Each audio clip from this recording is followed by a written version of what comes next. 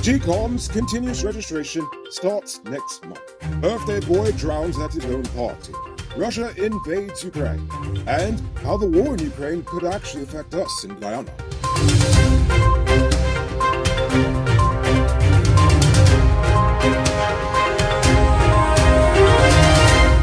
I'm Noriko Bulford, and this is Uncut News. If you see news happening, send us a tip on WhatsApp at 592-659-615. According to GCOM Commissioner says Gunraj, the Electoral Commission should be ready to hold continuous registration from next month. It is understood that GCOM is looking to have the updated voters list in place by October in order for the local government elections to be held. Over $750 million Guyana dollars has been set aside in Budget 2022 to host the elections. Now an update on the missing fishermen. The team managed to locate the crew's fishing net on Tuesday, but they have yet to find the boat nor the fishermen. The authorities have to expand their search efforts since they were only searching in that particular area some 26 miles from the Mahaica River offshore. However, the search hit a snag as the Maritime Administration's search vessel, the only one in Guyana with equipment that can scan the seafloor, has been damaged due to the rough nature of the water, so they said. So the Maritime Administration hopes to borrow a vessel from a foreign company operating offshore Guyana. Until that agreement is made, there's a chance that the search may have to be suspended until then. Geico Construction has partnered with American company Bronzeco to build the new $6 million fertilizer blending plant in Region 3.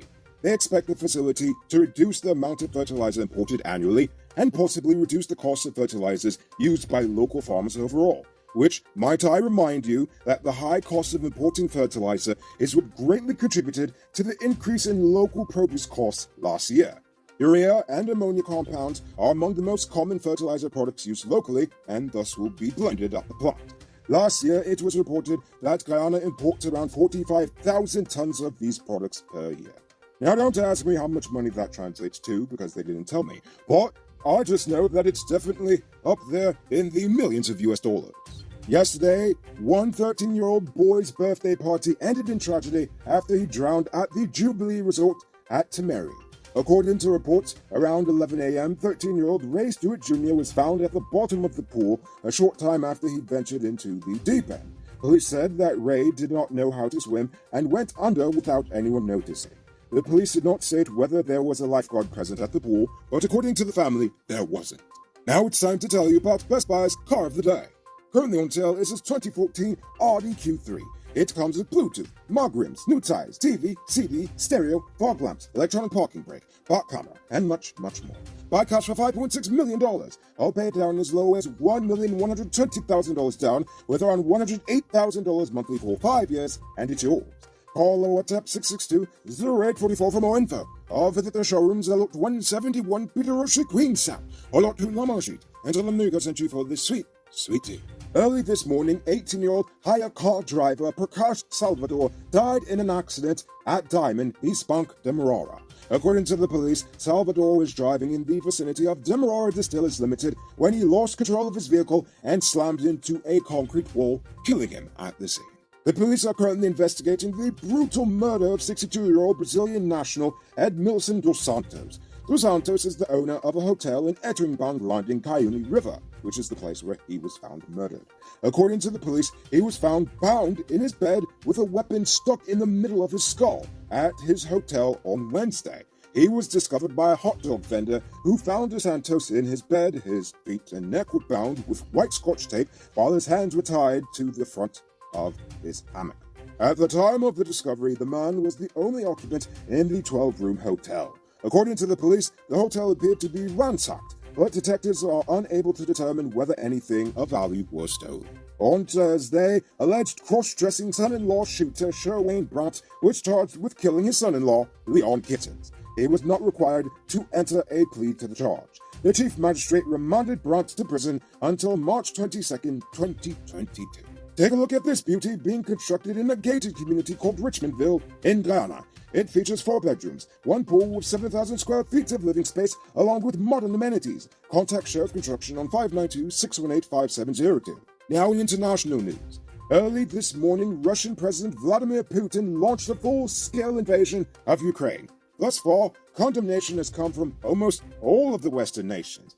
CARICOM and the Organization of American States, two organizations which Guyana is a part of, have both condemned the attack on Ukraine's sovereignty and territorial integrity. The OAS criticized the move, calling Russian aggression a, quote, crime against international peace and a very serious violation of international law. And around midday today, our government condemned Russia's actions and are currently collaborating with our international partners before they fully outline our government's position on the matter. Meanwhile, Maduro has already come out in full support for Russia for seizing their historical land claims in Ukraine. With all that said and done, let's just hope Venezuela doesn't get any bright ideas during this time. It's now time for today's Runner Report. Today, the nation recorded 19 new cases. There are now 1,216 persons dead, 7 in the ICU, 712 in home isolation, and the total number of confirmed cases around the nation now stands at 62,798.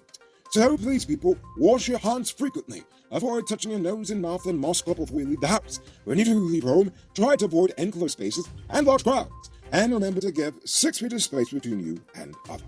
You can multiply your cash by selling digital top-up. This is a legit way you can earn some extra money at your business or to supplement your current hustle.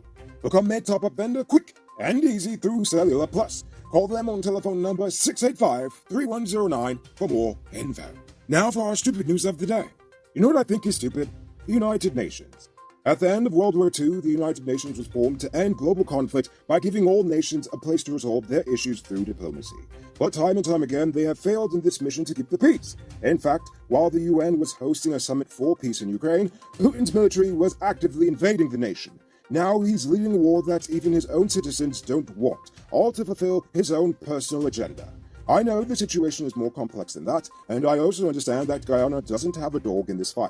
But bloodshed should always be condemned, no matter who is the aggressor or the victim. I'm also bringing up the conflict because despite our general disinterest, we will still be affected if this is to last more than just a few weeks. Gas prices are already over $100 a barrel. The last time they were this high was when Putin invaded Crimea in 2014. See how things repeat themselves? While the government will earn more in oil profits, the average Guyanese driver is going to have to pay more to fill up their gas tank, which will then affect the price of goods at market. It always does. Remember, while we do have oil, we don't have a refinery because some genius said it was far too expensive to build. Also, the conflict over there is affecting trade in the EU, and it is making the US stock market plummet at a time when it was already doing terribly. Seeing as the US and the EU are among Guyana's largest foreign investors and trade partners by far, a prolonged conflict will certainly affect development in our nation, even if it's just marginal. But my biggest fears are honestly existential. Like I said, Maduro is already congratulating his good friend Putin for the invasion, and if the UN continues to show weakness and indecision in that conflict, what is to stop Maduro from attacking us? Our nation's leaders signed away our oil to Exxon in hopes that America will support us if we're attacked by Maduro. But you know who also made deals with Western nations in hopes of getting support if they're attacked by their neighbor? Exactly, Ukraine.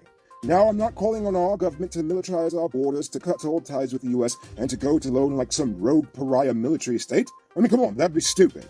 But I do hope that our nation's leaders are watching the West's actions closely during this conflict, and I hope they act accordingly. Again, I don't want war. I think war is stupid. In fact, if you ask me, I believe that all wars should be banned and be replaced with a one-on-one, bare-knuckle, open-palm, fight-to-the-death cage match between the two leaders in question. But, come to think of it, honestly, that might be a little unfair for Putin, seeing as he's a black belt in judo. But I digress. The point I'm trying to make is that we as a nation need to be smart and pragmatic about how international relations really work in today's modern age. Because if our nation's only defense plan is to pray for the United Nations or the United States to come to our rescue if we're ever attacked, then that is pretty stupid. Now for our Uncut News Viewers Poll question of the day. Every day we pose a question about current events in Guyana, the region, the diaspora, and how you feel it relates to us. Yesterday's question was, how can we start the national healing process?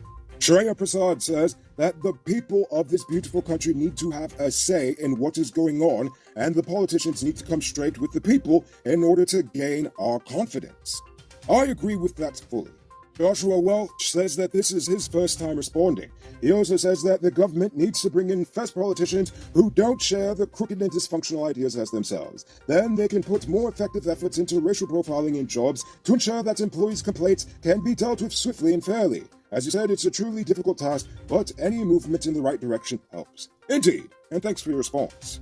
MX Jervis says, we have to form a national unity program based on a set of declarations that is favorable to all, like our motto, but specific to our language and regions. I'm willing to help to draw this constitutional changes that is so required to be the basis of reference. Yes, please do reach out to the government because they can use the help. And finally, Lash suggests that to foster national unity, we use the Ethnic Relations Commission, but they should be run by a private-run consultancy who earns the right to manage the commission through a successful and open bidding process, and they will only be paid based off their performance, because slackness should not be tolerated. I agree fully, Lash. Slackness should never be tolerated. In fact, that's how we got here in the first place. GCOM says that they are going to start continuous registration next month with the aim of having a voters list ready by October. Do you believe that we will actually have local government elections before the close of this year? Why or why not? Think about that question and tell us in the comments below. If your response is good enough, we just might feature it in our next episode. Anyway, that's all the time we have for tonight, and check us out tomorrow for another. Until then, I'm Rico Bulford saying good night, folks. Hey Uncut News viewers, thanks for watching. You can subscribe by clicking on this button over here, or click over there for more news. You can also drop a comment to let me know if you've made it to the end of the video. Goodbye for now.